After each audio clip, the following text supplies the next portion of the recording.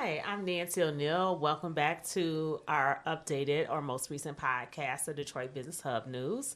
I am the founder and president of Detroit Business Hub Group, and I'm with two of our other hub members, so I will let them introduce themselves.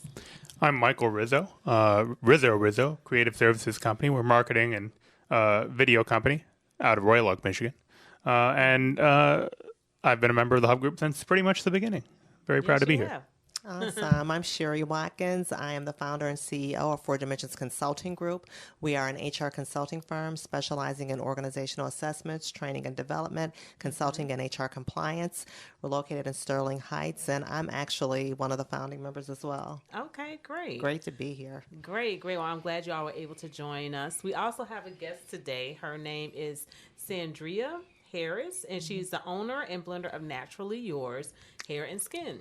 She started her business in 2017 after experiencing hair loss and around the perimeter of her hairline. She went to the health food store, researched essential oils to help restore her hairline, and her research on essential oils, along with her background in pharmacy compounding, gave her the ability to mix oil mixtures. So we're going to talk to Sandirria about her business today. So I'm excited about that too.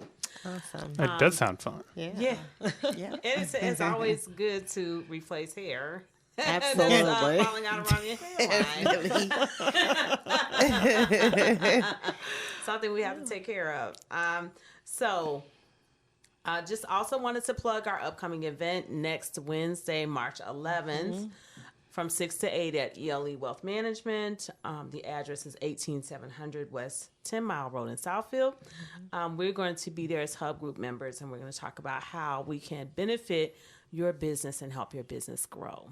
So we usually do a segment on local businesses. Does anyone have any local businesses that they want to plug this weekend? Sure. So there is a very cool vegan restaurant in Midtown Detroit called Q's Kitchen. Q has been in business for 5 years, and her food is absolutely delicious. Okay. She has YouTubes available where she does cooking shows, and she teaches people how to cook vegan. Okay. It's on Woodward, just south of East Grand Boulevard. Okay. Are you a vegetarian or vegan? So I'm not vegan, but I do enjoy vegan dishes. That's and she good. has this vegan fish sandwich that is out of this world. That's great. Yeah, I'm a former vegetarian myself, so I was just curious. Yes. Yeah, I met a current vegetarian. She was telling me that when she became a vegetarian, she didn't lose any weight, she gained weight. And I said, this is how it's kind of backwards. It's like something here is not working. Self-defeating here. Yeah. But go ahead, Mike. Well, you want to tell us about your... I'm going to take it the other way. Okay. Because I have a sandwich update. The last time we did this show, I mentioned the sandwich, yeah. I went out of my way to get an Italian beef sandwich from a pop-up in Hazel Park. Okay. It's Matt and Moe's. They're on Instagram. And they were working out of Doug's Delight, which is a cool kind of ice cream and hamburger shop that closes when it's seasonally inappropriate to have an ice cream shop. And in the last week since I went out for that pop-up, they're going brick and mortar, and they're getting their own place in Hazel Park. So I'm excited to be a part of that. That's cool. Exactly the opposite of what you just described, because Yes, it's just meat on healthy, bread. But, I mean, it's a good sandwich. Matt and Moe's, look them up. Well, it's good in Yeah, moderation, right? Exactly. Well, nobody's a vegetarian here. I'm a former vegetarian. I currently do eat meat. Fish, chicken, and poultry. I eat all of that. I'm a reasonably healthy man, but there's some meat in there. There's some meat. So, hey, you need your protein, right? Yes. So I was out of town this past weekend. I was in Columbia, South Carolina. I attended the LEAP Summit. I got to go to the world's largest flea market in Columbia, South Carolina. I couldn't spend a lot of time there, but it was a lot of fun. And it reminded me of Gibraltar, actually. And I also got to visit Benedict College for the first time. So that was really exciting. What was the weirdest thing you saw at that flea market? Or the best, but I think weirdest is more fun. I was literally only there for about 10 minutes. I didn't really see too many things that were weird. I did have a guy ask me if I wanted some of his nachos. So, What are these describe these nachos? Paint me a word picture. So they had meat on it. I saw meat. I saw cheese. Typical nachos, but it was just kind of weird because I'm like, I don't know this guy. He didn't even ask me for his name or anything. I haven't formally been introduced to you, and you're asking me if I want some of your nachos. So I thought that was interesting. I saw a free press story this week that somebody is selling one of the Gibraltar men, like the signs from the Gibraltar Trade Center. Oh, yeah. Really? It's not the really big one, but it's Okay. still a pretty big Gibraltar guy with the suit Yeah. and the hat and all that. Right. Was on Facebook Marketplace, and I'm guessing it's still available. Probably, but that was an indoor flea market, so this was actually an outdoor because like the weather Nice. permits. So Oh, what was the weather like in South Carolina? it was reasonable, like 55, 60 most Okay. days. So Great. Well, it welcome wasn't back. like burning up, but yeah, it also wasn't, in the single digits either. Like it was here last week. Well, seems like you brought it back with you, so appreciate I it. tried to. I tried Yes. my best. We're going to take a quick break. We will be right back. I recently wrote a book called Fire Your Job, Be Your Own Boss. And from the book, I realized that a lot of business owners, especially new business owners, they need help. They don't necessarily know all the ins and outs of business because it's new to them and they're on a learning curve. Because as a business owner, you're not just selling your product or concept, you're also running the business. So you're in charge of human resources, people calling customer complaints. You're in charge of product quality. You're in charge of people management, hiring staff, payroll. So these are all parts of owning your own business. It's not just the product or service that you're offering. You can either choose to hire people to do those things, but most of the time with new business owners, they do it themselves. The Hub Group comes in to help because we are a group of business professionals. We own our own businesses, and we can help you put those pieces together. So the benefit of the Hub Group is that you have access to 8 to 9 different professionals who on your own, if you were to go to them, more than likely you could not afford them. We're offering you these products at a discounted rate in order to help you grow your business. If you're ready to jumpstart your business in 2020, hire the Detroit Business Hub Group and go to my website at nancyo'neil.com.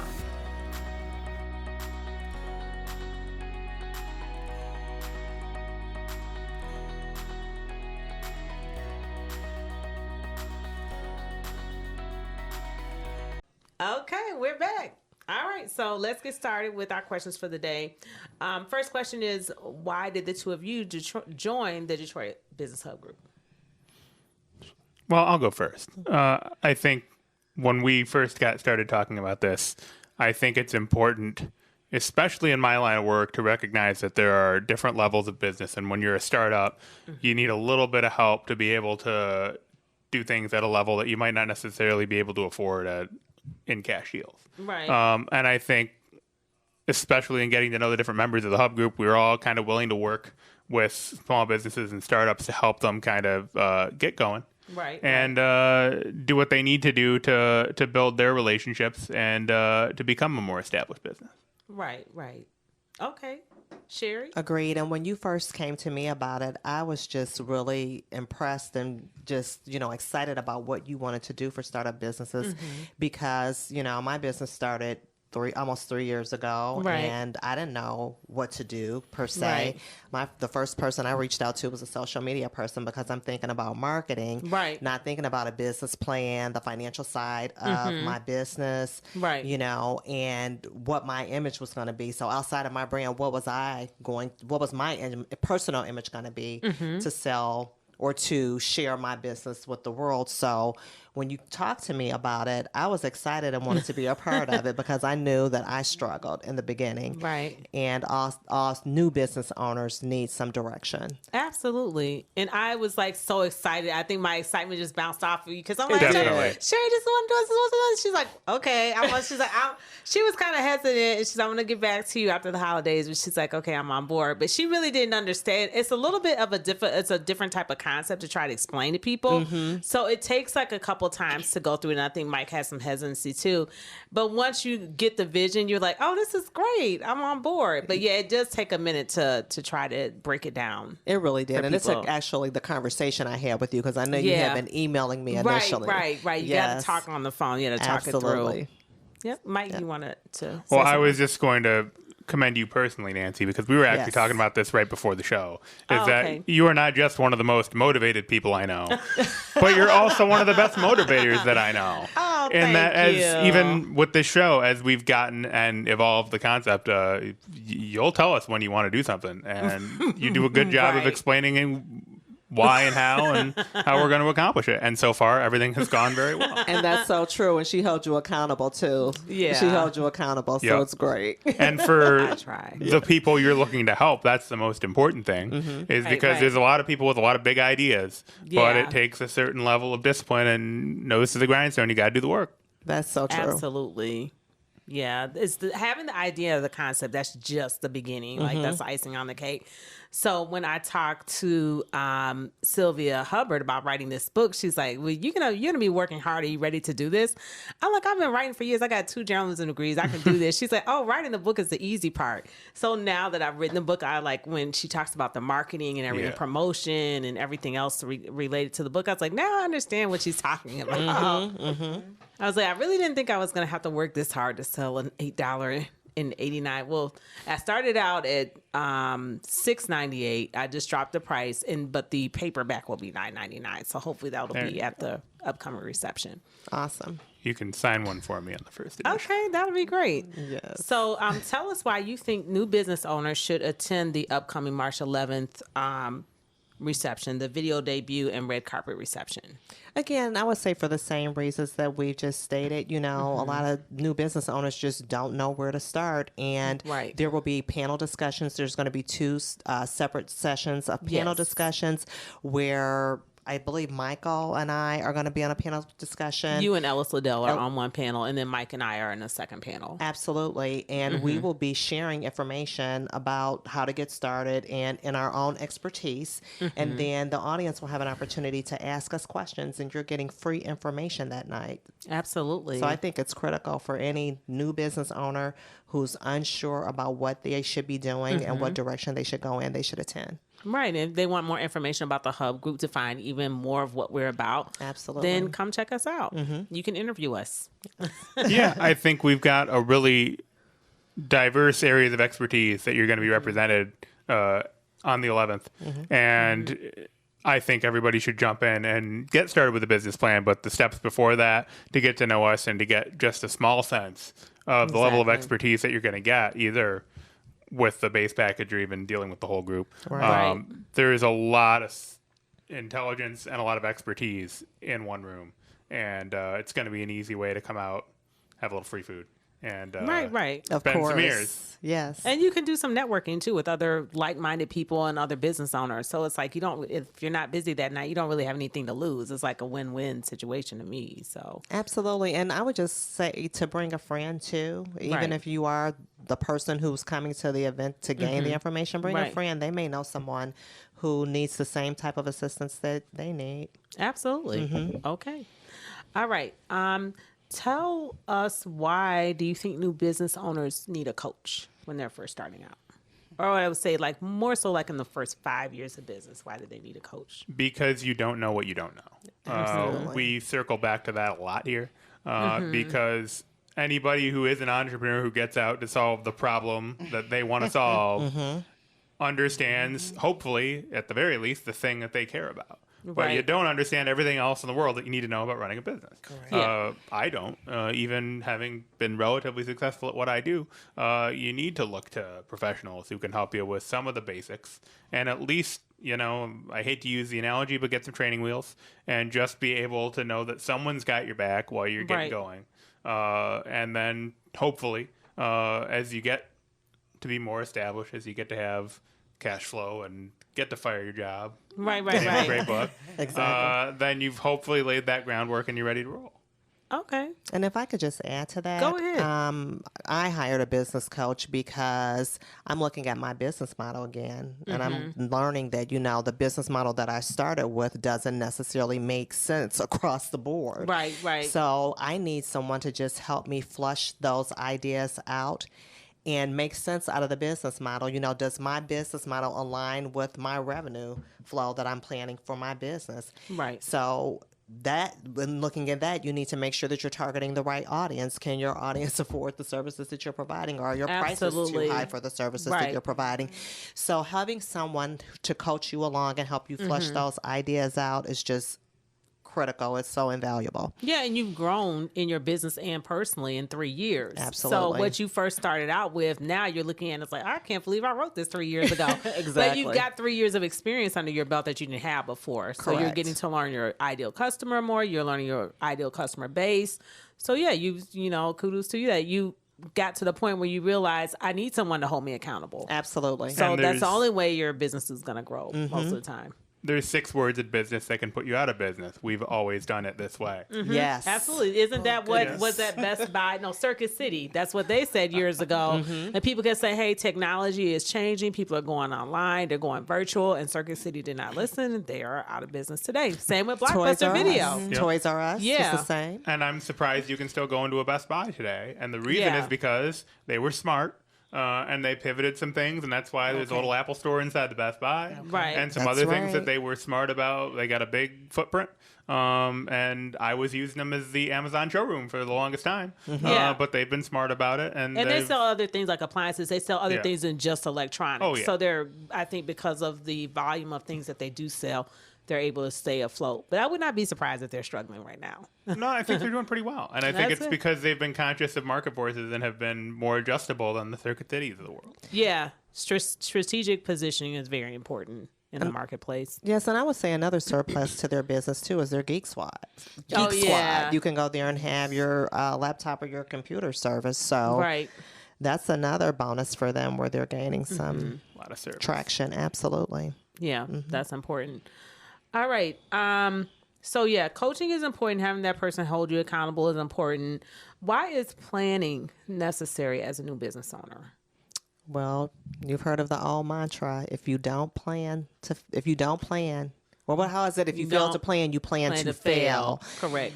You know, if you're just going out there haphazardly, you'll end up spending money that you didn't need to spend Or don't have. or don't have. Absolutely. Right. Just not knowing what direction to go in, not knowing who your customer is, not even knowing if your services are needed in the demographic that you're targeting. Right. I mean, you will fail if you don't plan. It's so important. I want to bring Sandirria in at this point because you're kind of our test tube baby for the night. Lack of a better word. Tell us how you started your business and kind of your trials and errors. How long you've been in business? How was it starting out? So you got your concept. You're already working in the industry that you started your hair design, skin design in. What was your experience? Where did you find your customer base? How much did you invest in your business? What was your business plan? What was your business structure? Just give us a little intro on Tell that. us your story. Yeah, tell us your story, exactly. So much of what you guys are talking about resonates with me strongly on the positive and on the negative side because I can definitely attest to the fact that if you don't plan, you will plan to fail.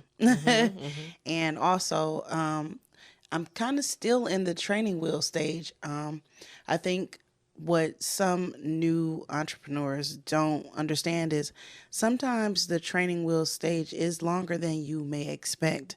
I think that is something that I'm still dealing with. So sometimes you can think like I have such a marketable business plan and you think it's going to take off faster, than you initially, expected, but it doesn't. Sometimes it doesn't. Sometimes it does.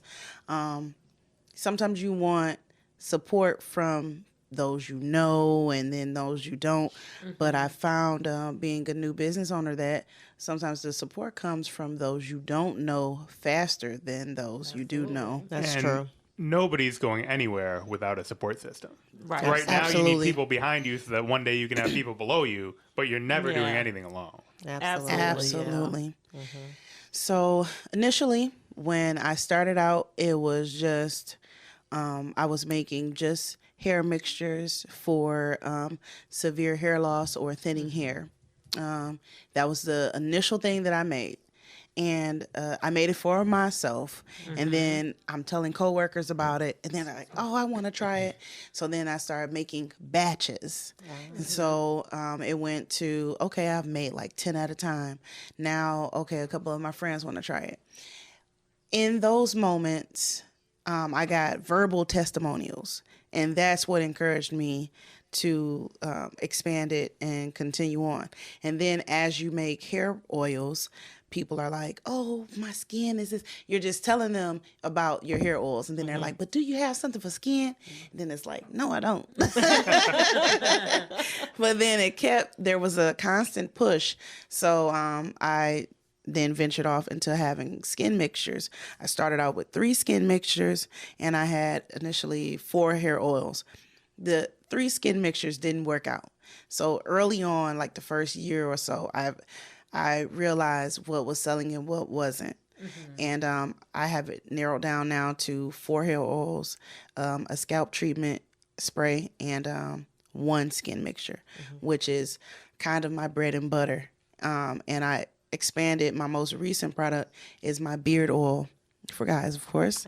And one would hope so. Yes. Like, I hope I don't know or find any women trying to grow a beard or mustache. You just don't know, like, how many. I don't know why, but I have to be very specific with people, so I have to make sure I say things like that. And there are some women with a beard or mustache, but I don't think they're intentionally. There are. I said, oh, they are. I was like, we're in trouble. There are, and then I don't know if they think I'm saying something else, so I'm like, let me make sure I slow down and enunciate that, because I'm like, I'm saying a beard oil. For men. Yes, for men. and She's I have saying to it's add for men. in, Okay, you know, for so men. For men. I don't know what that's about, but so common when I go to vendor events, they're like, what? I don't know if they just don't hear me, but so I throw that all in there. But so with those products that I have now, I find that those are my most marketable products. And what keeps me going now, because I'm still in the training wheels phase of being a business owner, are the testimonials, and I have recurring customers. That's great. So that keeps me going, because it is hard. I'm self-funded. I never had any sponsorship.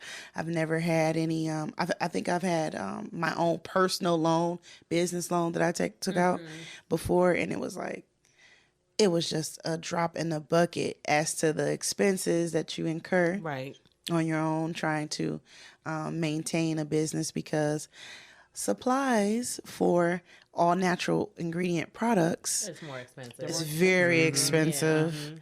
And one thing I learned early from a couple business owners, that I have a network of somewhat of people that have already gone through what I'm going through. So they're able to at least counsel me a little bit without going into the mode of charging me.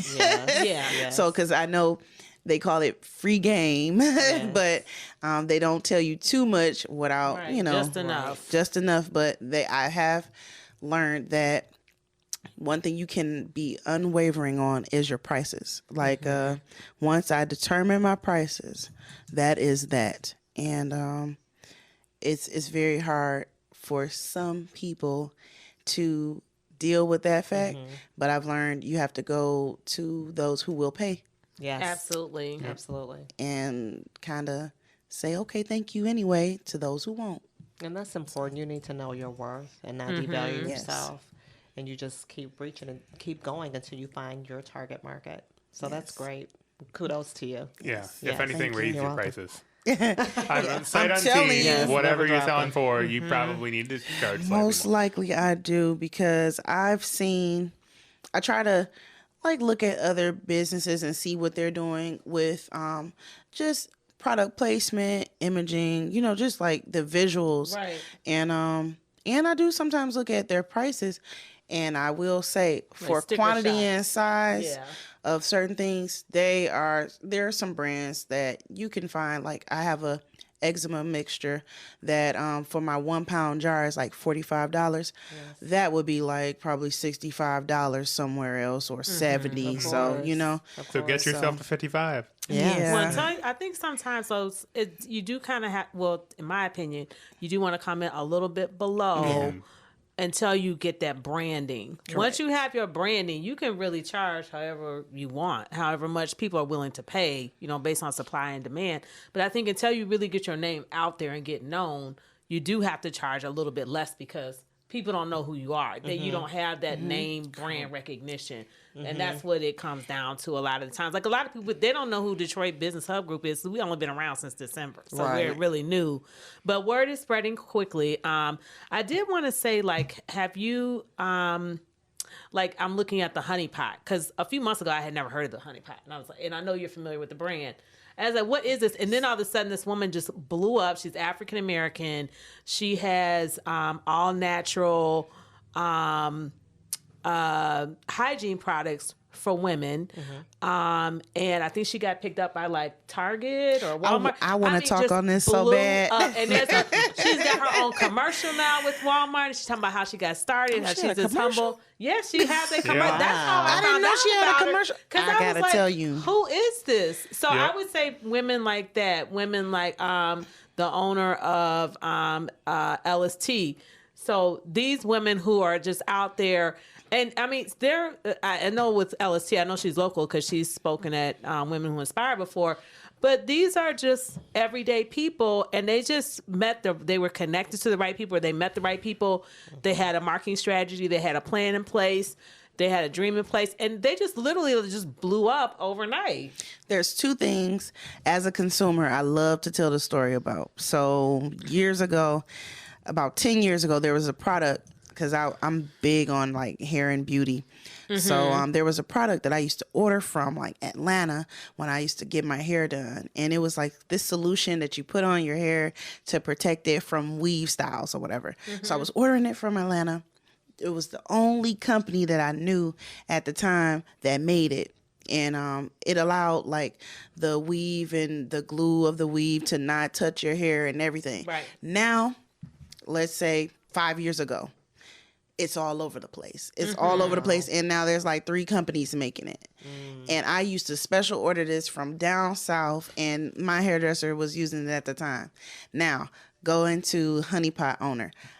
Before she blew up and was in, now she's in Walmart, Target, and a couple other stores. Wow. Before she blew up, I was ordering her stuff online and posting her on my business page. Right, you're promoting her business, and now she just... Because my natural loving friends, because like, I don't want to call it a movement, but in the past, I want to say like 5 to 8 years, like natural ingredients and natural products for women have really like exploded. Like we really want to make sure we know we can pronounce and see what's in our products. Yes. So when we found the honey pot, I shared it to all my friends and family. And we really been ordering it. I didn't care like what her products cost. I would order my things. And she's a little pricey too, because the organic and stuff it is higher. High. Yeah, but she now is that a it's little in high. Walmart, I love it now. But because you don't gotta order it, you know, shipping always stop people. But yes. It's amazing to see her growth. I did not know she had a commercial. I'm like, shout out to her. Yeah, she's yeah, because Mike knows who she is. That's an air, but she's almost a household name. If I now. know, I'm not cool. So if I heard about it, it's out there. So this is my question to you. What's the difference between these women who, some of them are local, like Nyla Ellis. She's from Detroit. She created Ellis Island iced tea. It's a recipe that passed down from her grandmother, her great grandmother, and she's in business now. And she owns, her own. Like, I think she has a manufacturing company where she produces the iced tea and everything, like puts in the bottles and all that, the packaging, everything, right here in Detroit. What's the difference between them and you? I'm going to tell you the honest answer. I think for half this time I've been in my own way. I have a friend who's a business owner. I love to quote her statement she told somebody on Facebook. She is a makeup artist, and that's what she does full time. Right. She's had a suite in a plaza before, and then she's had her own studio before. She told someone on Facebook when they asked her, how do you get your business to grow? How do you be like you? And I just want to be like you. And she was like, you got to quit your job. She said flat out, you have to quit your job, because if you don't, you won't be hungry enough, and you won't go for what you want enough to the point where if you don't have any money, you're gonna go out and sell something and make it happen to get some money. Now, to that effect, that resonated with me so strongly, because when you have a full-time job, you do sometimes half-heartedly do things for yourself. Right. But I will say, not only that, I don't think that for me, I necessarily have to quit, but for me, I have to put more into it. I have not set myself up in enough networking situations. I would say with the honey pot, with the lady that made the hair solution that I used to order, they have probably been in a lot of networking positions to expand and grow. Or they could have just been at the right place at the right time. And that as well. Absolutely. That's a lot of it too. Because I like to say that's part of networking as well. And I like to say, like, one thing I have noticed, you don't ask Shea Moisture, can you sniff it, smell it, touch it, use it a couple times before you purchase it. But of course you're going to ask me that because I'm local and you don't know me. You know what I'm saying? But we trust Shea Moisture. So it's sometimes it's like, maybe I got to get Cash Doll to say, you know, that my product is great, because then, everybody's going to flock to it. Right. But I have noticed, and this is like no dig on women in general, but for men, I have noticed with my male customers, I let them, I just tell them about it a little bit, and they are just into it. It's easy sale. Long as I'm personable, they're buying into it. And then when they love it, they're recurring. They're recurring. Like, they go to their wives or their girlfriends or whomever to come to me and make sure I get them their beard oil. So I'm thinking I have a strategy in my head already, like on what I need to do, and I'm holding myself back from doing it because I have yet to do it. Like, so I need to go to barber shops and hair salons and be that person, like the CD man or whatever you want to call it, and be like, hey, you know, even if it's just a sample to the barber, like, hey, use this in your client here. Here's my card. Here you go. Get back to me. Let it work for itself. I have not even given it a chance to do that. But it sounds like you have an untapped market, because if the husbands are sending their wives to you, that's an opportunity for you to sell that wife. Yes, absolutely. You got 2 recurring customers and not just one. And hopefully they can get their kids hooked up on it too. Exactly. And I don't think men are any less emotional about their hair, but they do have a whole lot less noise. There's a whole lot less garbage hair products targeted at men. Yeah. Women have to deal with that on a daily basis. They've got to sift through all the other hair products that aren't going to work the way yours. Men, hair loss is an issue. Hair care is an issue, and they've got less stuff to sort through to get to your product, say this works, and then start being a walking billboard for it. They're very direct and very no nonsense. Women, it's a little harder sell. You know, we have to talk. We have to have a whole conversation. They gotta like me first sometimes. You know, sometimes depending on when it's a physical event, like when I'm doing vendor events. But overall, once they believe that my product is going to work, then they come to me or they go online. I had that struggle before too, before I had the website, with the people wanting to get to me directly. So it was a lot of obstacles to find out and to narrow down. But now that I have the site, I'm adamant about, okay, here you go. You can use the site. I can even help make it easier for shipping. But as far as the whole meeting people and delivery that I used to do in the beginning, that's out. You have to do what works for you and your schedule too. Yes. Absolutely. Well, we definitely hope that you join us on March 11th. If you're not too busy, here's one of our cards. I think I emailed it to you, but take one of our hard cards. And we hope that you come out. And please let us know how do you think the Detroit Business Hub Group can help you? Well, I definitely looked into the video you had with like all of the members. Right. And there was a particular member, I said her name in the email. Mia Scott. I was like, I need her so much. That's the kind of the same approach you thought too. Absolutely. But it sounds to me like you really need a strategic plan and to figure out how you're going to implement what you're trying to do. Because you might not be as one person still working a full-time job and not being close to being able to fire your job. You may need to hire like some independent distributors to help you promote your product and be feet for your vision, so you're not out here trying to do everything on your own. So that would be my suggestion. I would start with the business plan, because I think that's going to be, because you've already been kind of out here hustling, you know, talking about your product, not really wanting to sample it too much because that's hitting your bottom line. But, you know, if with a hair product, people kind of need to they need to kind of feel the texture, consistency, all of that. But yeah, I think you're going to have to get some distributors to help you out, because there's only, like you said before, there's only going to be so much you can do while you're still working a full-time job. And I learned that, well, I'm noticing that with social media, I'm having more of a certain demographic of a response from Facebook and kind of no response from Instagram as far as sales. Right. So that part is why I was like, I need Mia or somebody to like help me tap into this, because when that happens, I get discouraged on like daily promotion. But then I saw like another business owner on Instagram saying you have to continuously post and promote no matter what. It doesn't matter if you which don't social get media likes platform. or views, you have to continuously be consistent with the post. And I'm having the hardest time because I'm like, nobody's doing anything from Instagram.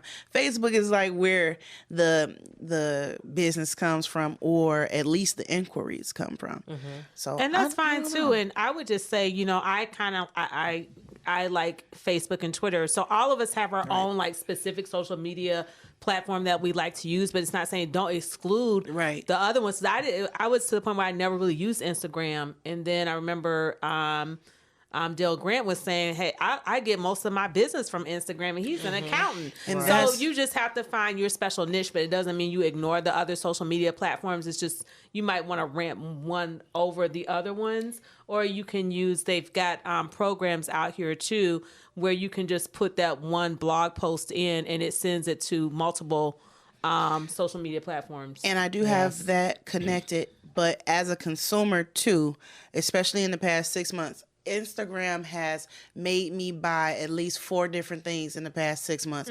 I need to tap into the Instagram market. I need something to happen with Instagram, because Instagram is making me make purchases, because it pops up in your feed and you have one button to the website and you're making the purchase directly from there. I don't really get that from Facebook, even though they do have similar things, but Instagram is so efficient with that, and I'm just like, I want to tap into that and be a part of that. I want mine to pop up in somebody's news feed like, oh, okay, she's really like out here, because then they would think like I have more exposure. And I don't know if people kind of respond to when they see something a lot. I need to get to the point of annoyance. Like, you need to see this.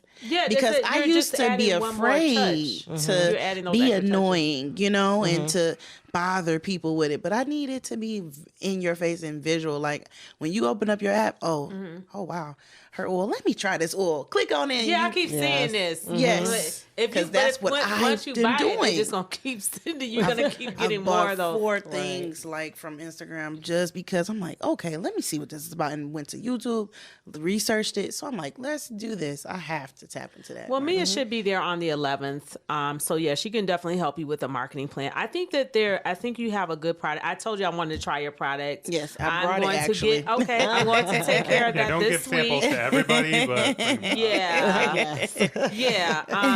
I do want to try, because I actually wanted the scalp oil that you were telling me about.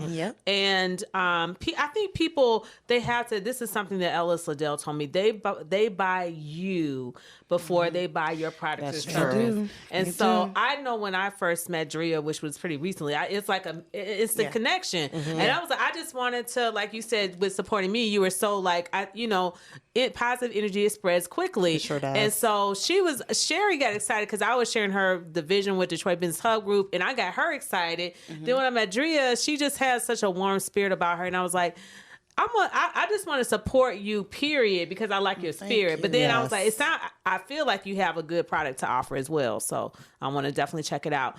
Well, everybody, thank you for joining us today. We're going to take a couple of seconds for closing remarks. Again, if you want to meet any of the Hub Group members, we're going to be at ELE Wealth Management. Ellis Liddell will be there, as Sherry said earlier. I will be there. Mike and Sherry will be there along with 4 or 5 other of our members. Hopefully, Daria will come with a couple of samples. And she'll make some good connections. And another, I just want to leave one last comment is that I think you need an endorser because a local celebrity or somebody that says, hey, I support this product. Because that one person can make all the difference. Yes. I did not initially approach Ellis Liddell. I told him I'm writing a book. I just want you to read it. And I said, can you? Can you endorse the book by making comments that I can put on the back cover? And he was like, sure.